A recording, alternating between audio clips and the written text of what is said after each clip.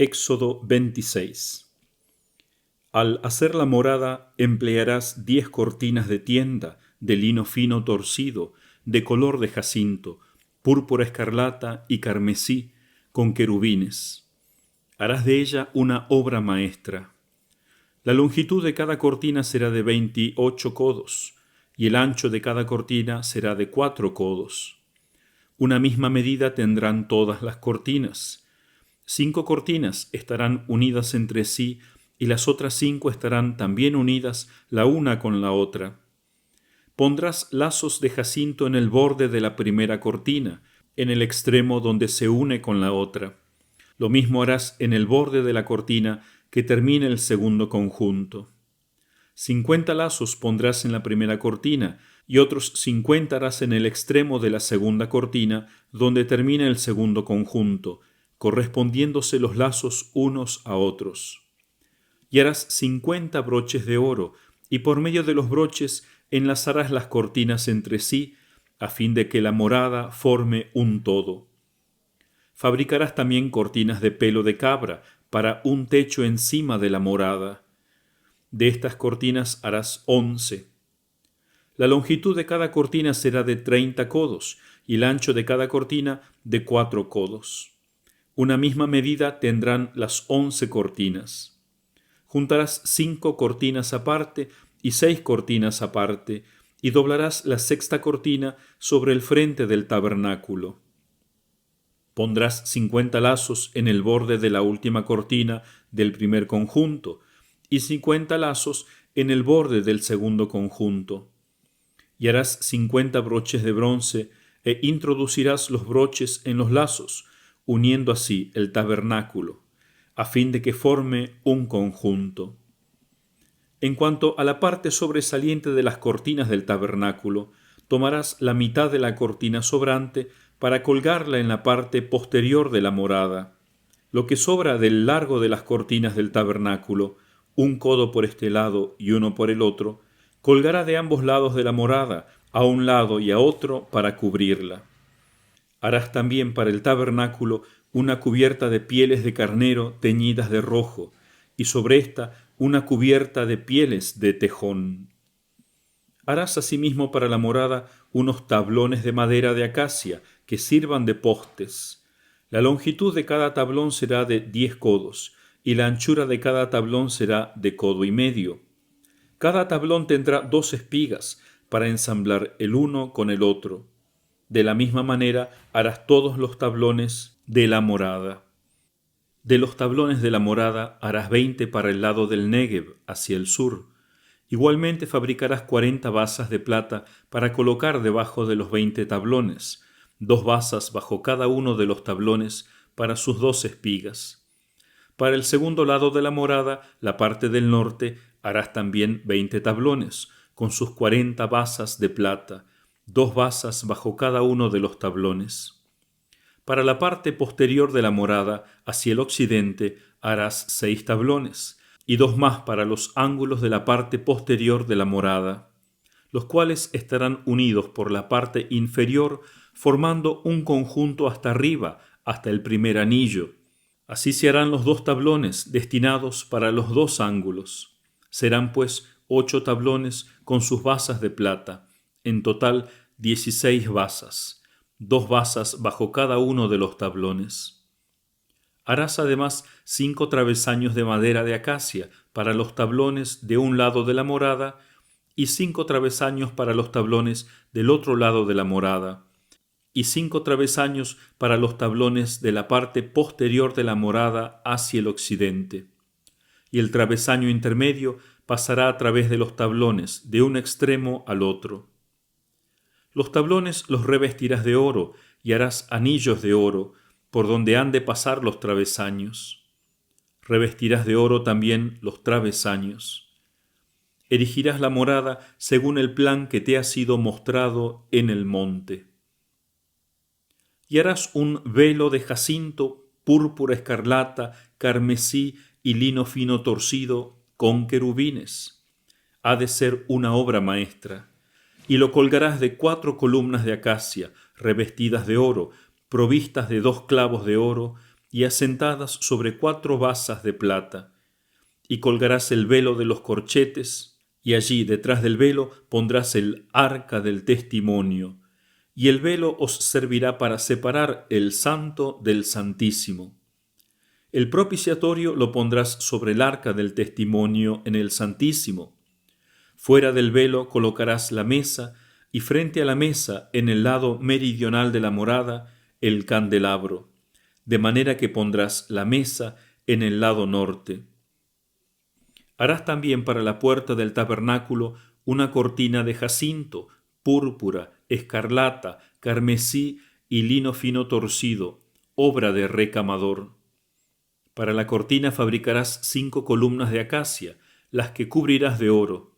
Sus corchetes serán también de oro, y fundirás para ella 5 basas de bronce. Palabra de Dios. Te alabamos, Señor.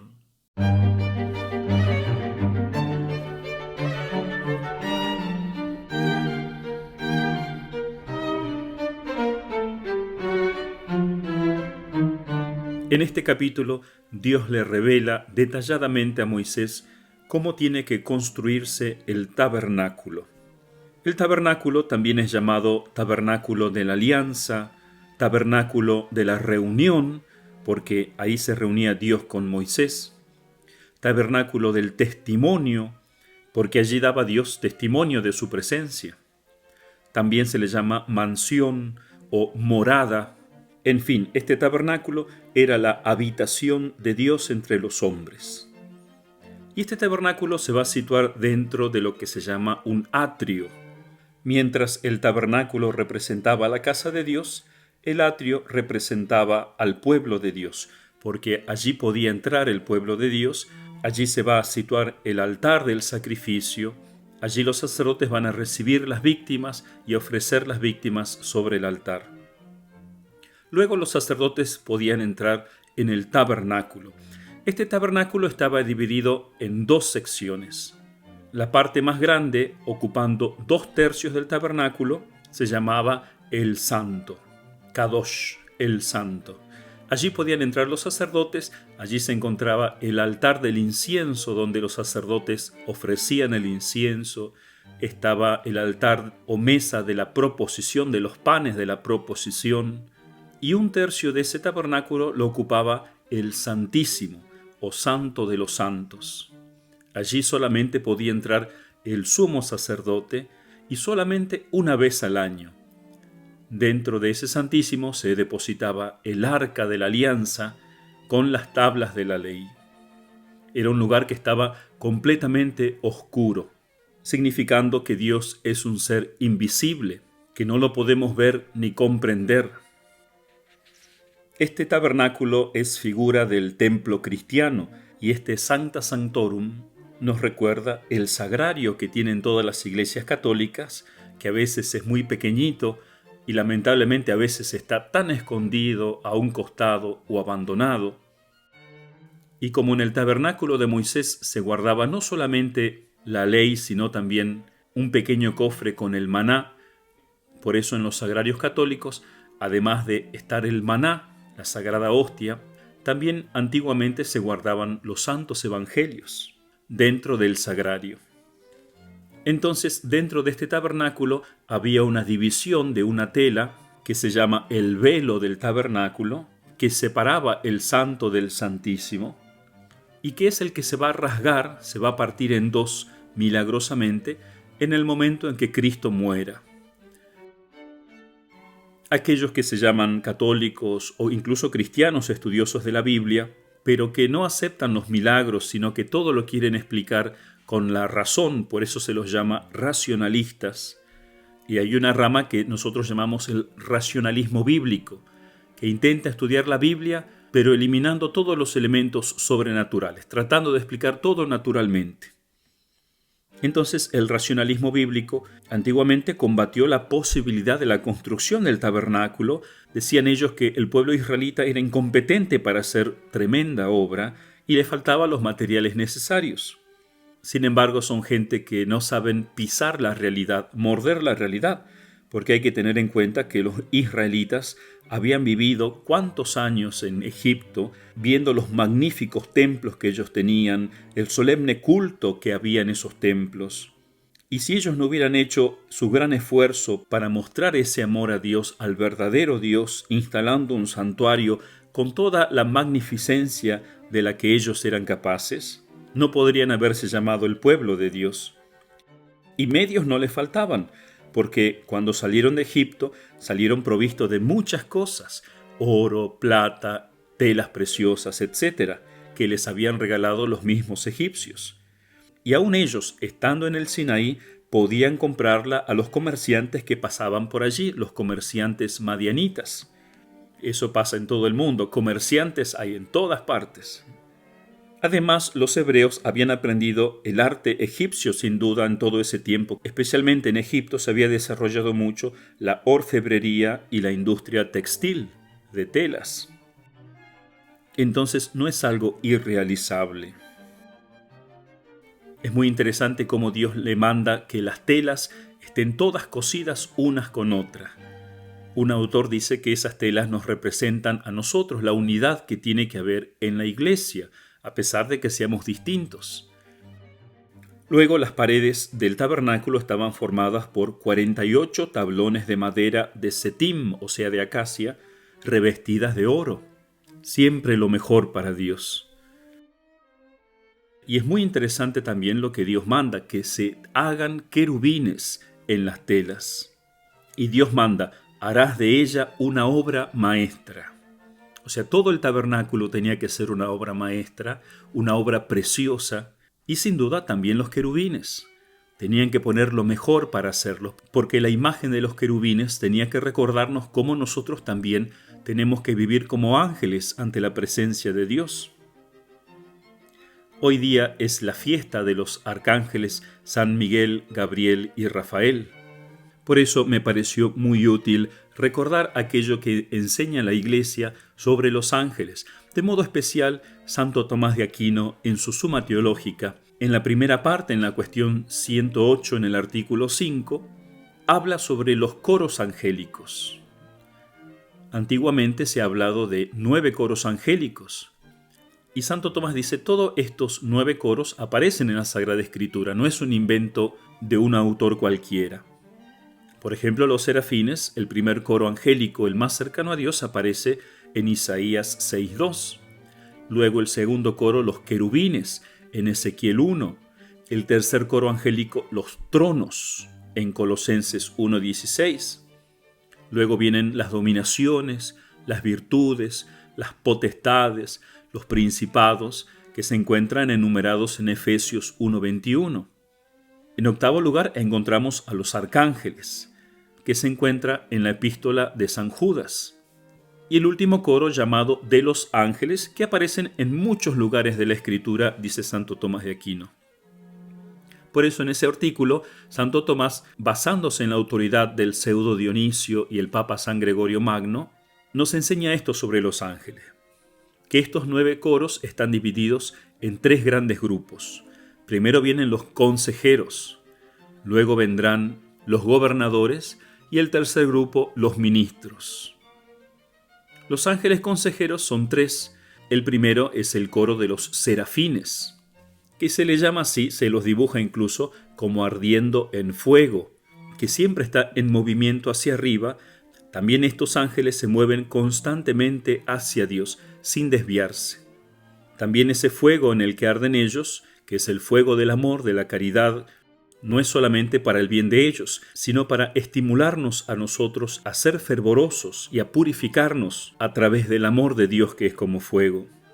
Luego viene el coro de los querubines, que esta palabra hace referencia al exceso de ciencia que ellos tienen la plenitud del conocimiento y difunden ese conocimiento entre los otros ángeles. Luego el tercer coro es el de los tronos. Entienden en Dios todas las cosas, por eso se los llama tronos. Luego, en el segundo orden, vienen los ángeles gobernadores, o sea, el coro de las dominaciones, las virtudes y las potestades, que son los encargados de gobernar el mundo. Las dominaciones son aquellas que ordenan las cosas, luego las virtudes, las que obran los milagros. Las potestades son aquellas que ordenan cómo deben realizarse las cosas prescritas o determinadas para que algún ángel la cumpla. Y luego viene el grupo de los ministros, los principados, que son los que comienzan y guían a los otros, entonando, por así decir, el canto de batalla y guiando durante la batalla. Luego los ángeles, el último coro, que ejecutan las órdenes, y entre medio el octavo coro es el de los arcángeles, cuya fiesta celebramos hoy, que son como intermediarios entre los que guían y los que simplemente ejecutan. También se distingue, según San Gregorio, los ángeles de los arcángeles, porque los ángeles se encargan de las cosas menos importantes o las cosas diarias, y los arcángeles son los que anuncian cosas más sublimes, como por ejemplo el arcángel San Gabriel, que le anunció a la Santísima Virgen el nacimiento del Salvador. Hay mucho para estudiar para aquel que quiera profundizar en este tema. No hay que dejarse llevar por cualquiera que escribe sobre los ángeles, porque en esto hay mucha fantasía también, pero sí tenemos que saber que todo el universo está guiado por estos 9 coros angélicos. Y aunque no los veamos, ellos están constantemente obrando, trabajando por nuestro bien, por nuestra salvación, y además enseñándonos a alabar a Dios.